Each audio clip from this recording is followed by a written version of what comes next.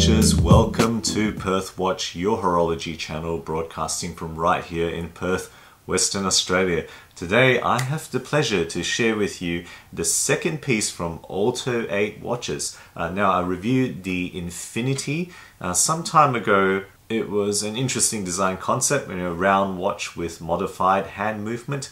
I got the feeling that that particular piece had a somewhat lukewarm reception, at least based on the comments on the video, but looks like they've been quite successful and they've been able to fund and move on to their second piece. So that's what I have here today. It comes in this case, right? It's got that really quite nice green slipcase that they have here, but this is slightly different. It's actually a thicker case than that first one. So, keen to share this with you guys. So without further ado, let's flip the camera around now and take a closer look at today's watch. Alright guys, so here we have the box on the table.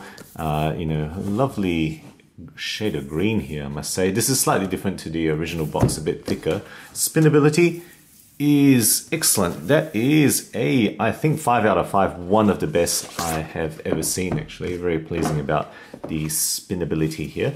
So, I kind of cocked this up on the Facebook unboxing, but I've learned my lesson. This part can get a bit stuck, but now I've smoothed it out. So that's how it opens up. Sliding panels, and the watch comes with the case and the straps separately. So, these quick release straps are really quite a joy to use. So I'm just gonna put it on to, from behind the camera to show how easy these really can be. So just gonna get it into that hole there, and that's it. And then the other one, this is how I do it. You kind of hold that little switch there and slot it in so you can get it in there. So there we go. That's quick release straps put onto the watch, and let's just put that away now and show you the watch in closer detail.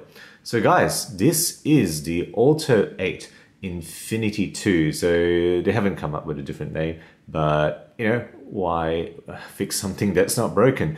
The Infinity was the first watch. This is the Infinity 2.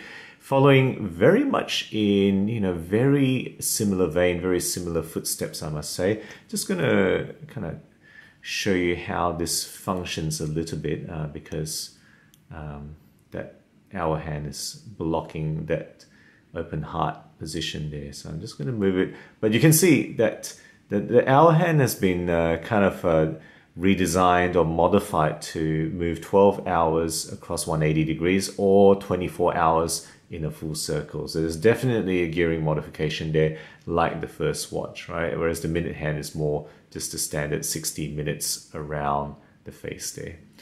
All right, so the MSRP of this watch is going to be $659 USD. This is the white case. I think the white and green cases have the ceramic coating, so it's a little bit more expensive. The standard black and blue cases have brushed steel or brush and polish steel, and they go for $599 MSRP. But of course, you're not going to pay that or expect to pay that. Right now, there is an Indiegogo project going for this watch for $329 dollars, or at least the standard watch. This one with the ceramic coating, $359 USD is what it's going right now on Indiegogo. The Kickstarter campaign, unfortunately, has finished, but I couldn't do anything about getting this review out before that because I got this watch quite late. Okay, so that's the kind of name and details and pricing. Now, first up, as I usually do, let's talk about the movement in here. So what we have is a Miyota, but pleasingly, this is the 82S7, I believe. That's really what they've put in here.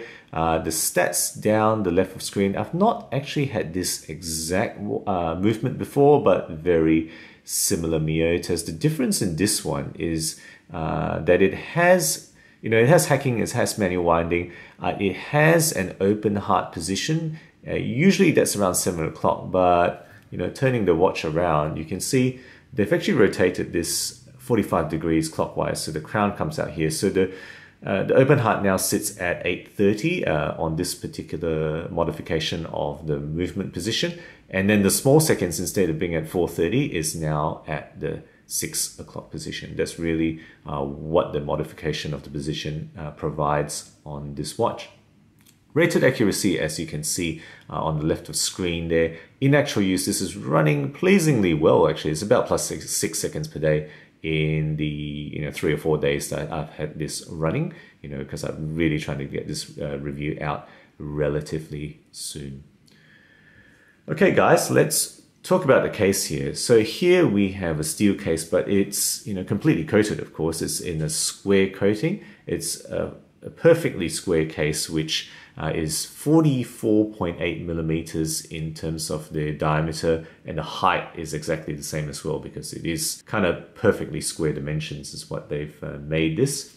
It's a white Cerakote coating, so the Cerakote is a thin ceramic film coating, which in my understanding improves, of course, the scratch resistance of the case, but also the rigidity is what they've described. The overall thickness is 12.6 millimeters. Lug width, so hidden lugs or under case lugs there, of 22 millimeters. And as mentioned, height is exactly the same as the diameter. There's no kind of lug to lug width in this case. Overall weight on this fluoro rubber strap is 126 grams. Not too heavy, definitely notice it. And you notice this because the case is pretty substantial, but because it's on rubber, it doesn't feel too heavy. Finishing wise, not much to tell you guys really. There's a little bit of, I guess a little bit of gloss polish on the case back there, that colored coating case back, as well as that colored crown. Slight polish there, but the white is completely matte finish, and actually it's pretty nice. I quite like this matte white case, and it definitely is something quite different and something quite attractive. At least that's how I found this to be. The display case back is a screw down, as you can see there, and that crown is not a screw down crown though. It is actually a push-in crown and winds in the 0 position. So the watch, as you can see in the back there, is rated at 50 meter water resistance. Okay, moving on to the dial now, which is where a lot of the action is, isn't it? I mean, just look at that dial. So what we have here is a multi-layered dial. You have a Côte de Genève type of pattern on the bridge there, and hopefully you can appreciate it on the shots. Right? Maybe it's not true Côte de Genève, but it looks similar to that. It's got an embossed OLTO-8 logo automatic on that bridge. And then it's got blue screws as well. I'm not sure how exactly these are blued. Probably not traditional flame, but blue colored screws. And it's got blue color on that second layer under the bridge there. And presumably a lot of the gearing modification to make that hour hand move 24 hours a circle is hidden under that bridge. That's at least that's what they did for the first Infinity watch. There is a printed hour and seconds track on the periphery. So, if you look at the periphery of the watch, the 12 hours are on the 180 degrees on the top half. And then there's a bit of a 120 degree arch at the bottom where the seconds track is printed.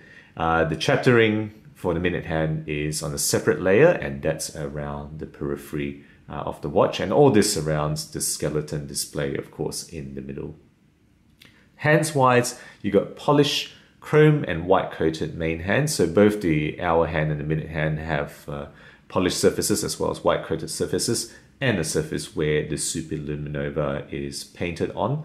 The hour hand is a double arrow because, as you see, I'm just going to show you now again, as you rotate, the hour hand goes 12 minutes or 12 hours across, and then the second arrow comes up at the 9 o'clock position, or in this case it's actually 12 o'clock, but the 9 o'clock position, it comes up again, and that's why you have the double arrow, whereas you get that very interesting, I don't know how you describe that minute hand shape. It's pretty unique, right? Partly skeletonized. It reminds me of Ulysse Nardon kind of watches there, actually. And then the seconds hand, you can see, is actually triple arrow, because there's only a 120 degree arc, 20-second arc where it swings around, and then the second hand comes out on the other side again. So you need 3 arches or three pointers for the second hand here.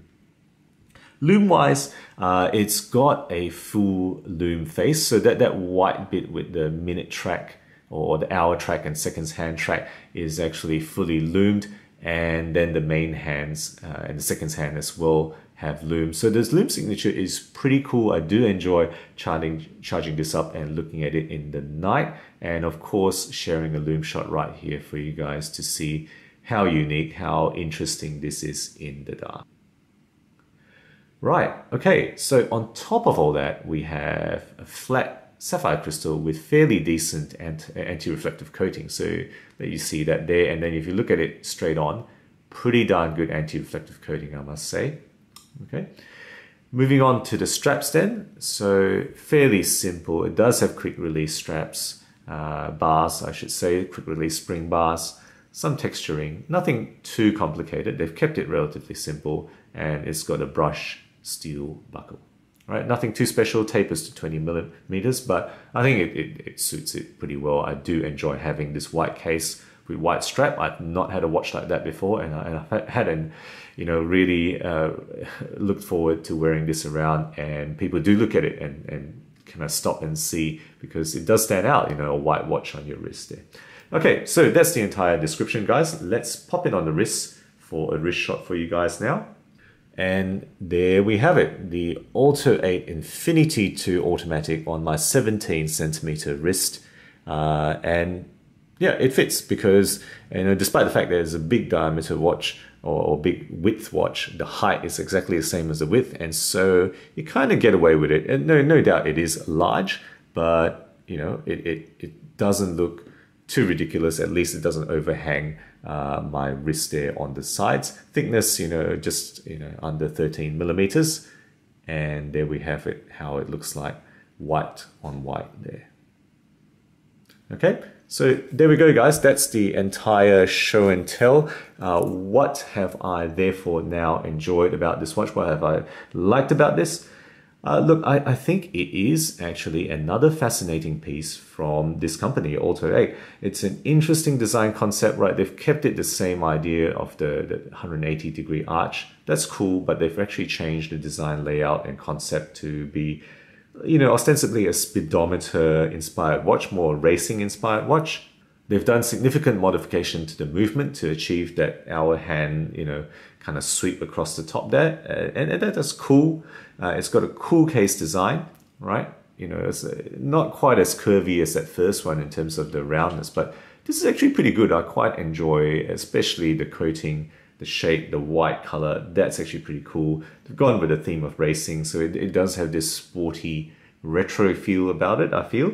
And it's definitely another great conversation starter. People have stopped me when they've seen this on my wrist and go, "Oh, hey Ivan, what have you got on the wrist this week? That looks pretty cool." And it's good conversations that I've had with people. Overall, reasonably well put together, I'd say. No real major complaints. The matte finishing is pretty nice. Design elements, especially the dial, right? Can't really spot any major defects. And that, those hidden lugs again are pretty cool. I like the hidden lugs under the case there, and the ceramic coating, which makes it scratch resistance, is a good bonus. This time they've avoided putting in the 8215 because, you guys don't like ghost states. I don't really like ghost states, and this one doesn't have a ghost state position, so good on them for putting a more appropriate movement with the small seconds in this watch this time. And they've also gone with rubber, because the first watch had leather, which I didn't think suited it very well. So good on them for going on to this fluoro rubber this time. Not sure whether that's because they listened to me specifically. I suspect other people also fed back the same thing. All right, weaknesses. Well, I think this is a cross between a 7 Friday, maybe more 7 Friday DNA than Ulysse Nardon, but I think this is kind of a cross between design elements of those two brands in my mind, and it does take some getting used to. It is large, right? The hidden lugs compensate for it a significant amount, but it is a large watch. Not everybody would want that. And it's definitely not a watch where, you want to be able to glance at it and tell the time, right? This one takes some time to get used to. The hour hand, you have to read a bit more specifically. So if you want a watch where you can quickly glance, well, this isn't it. Okay, and that's really it. That's all I have to say in terms of weaknesses. Overall, a watch that I've actually quite liked and enjoyed. So guys, there we have it. Let's flip the camera around now for the wrap up. So there you go, guys, my review of the OLTO-8 Infinity 2. Very keen to hear your thoughts on this. It is, I think really there are a lot of interesting elements about this. It's pretty well put together, pretty well conceptualized. I think overall this is a better piece than the first Infinity which they did. But let me know what you think, particularly if you're considering joining the campaign, or in fact you've already backed the Kickstarter, because it looks like they've taken off quite well. Guys, if you enjoy my videos, do consider subscribing. New content every week, always aiming to be objective and unbiased about all things horology. Thank you again for sticking with me, and as always, I'll catch you guys again next time.